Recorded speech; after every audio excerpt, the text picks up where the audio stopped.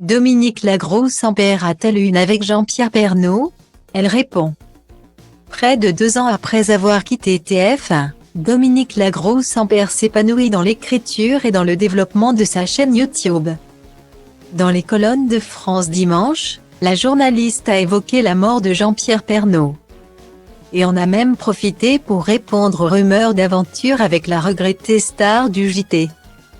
Elle fut l'une des personnalités les plus touchées par la mort de Jean-Pierre Pernaut.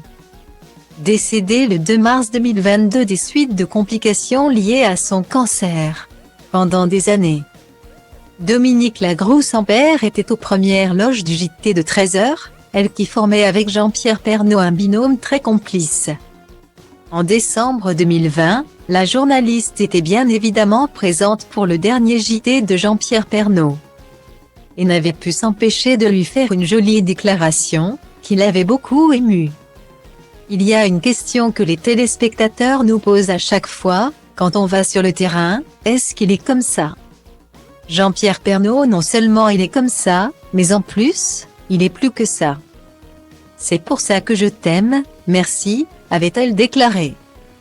Dominique Lagroux-Sampere, qui a quitté la rédaction de TF1 en 2021, se consacre désormais à l'écriture et à sa chaîne YouTube, sur laquelle elle a notamment reçu Nathalie Marquet, dans son hommage publié sur les réseaux sociaux après la mort de son complice.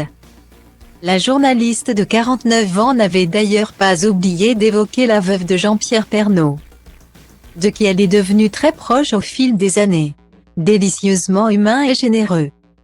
Mon JP. Mon ami. Mon complice.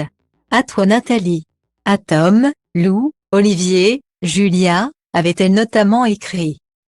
La veuve de Claude Sampere, qui avait dévoilé le discours poignant qu'elle avait prononcé lors des obsèques de la regrettée star du JT de 13h. C'est une nouvelle fois confiée sur son tendre ami, dans les colonnes de France Dimanche. Paru ce vendredi 21 avril. C'était mon complice professionnel. C'est lui qui m'a demandé de venir travailler pour le journal de 13h.